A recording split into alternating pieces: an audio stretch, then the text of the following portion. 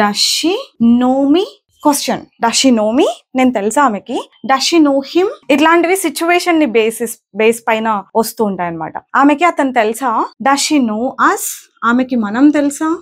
Does she know them, ఆమెకి వాళ్ళు తెలుసా. అగైన్ చెప్తున్నా కదా, ఇట్లాంటివి వాడతామా అంటే సిచ్యువేషన్ వస్తే వాడాల్సిందే. వేరే ఒక స్ట్రేంజ్ పర్సన్ ని పిక్ చేసుకోమని పంపించామనుకోండి, గుర్తుపడుతుందా ఆమెకు తెలుసా వాళ్ళు. చూసారా, ఇట్లాంటి సిచ్యువేషన్ లో వాడమా. అట్లా సిచ్యువేషన్ వస్తే వాడాల్సి. అతనికి అంటే హీ పెట్టుకోండి same. Does he no me, does he know her, అతనికి ఆమె తెలుసా. డస్ హీ నో హిమ్, అతనికి ఇంకొక పర్సన్ తెలుసా. అలాగా మనం పేర్లు పెట్టుకుంటే ఇంకా ఈజీ. ఇట్లా ఈ ప్రొనౌన్ తో కన్ఫ్యూజన్ లేకుండా.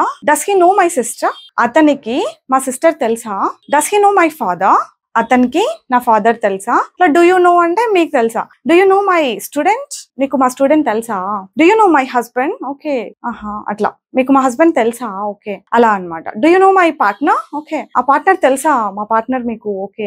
Do you know my friend, ఇలా తెలుసా మీకు. Do you know, do you know, do you know. వాళ్ళకి తెలుసా అంటే డూ దే నో. నీకు తెలుసా డూ యూ నో, వాళ్ళకి తెలుసా డూ దే నో. నాకు తెలుసా వాళ్ళు, అలా డూ ఐ నో ఉంటుంది. ఆమెకు తెలుసా డస్ షీ నో, అతనికి తెలుసా డస్ హీ నో. మీకు తెలుసా ఇప్పుడు కాన్సెప్ట్ తెలుసా అంటున్నా. అర్థమైంది కదా. This is how it should be.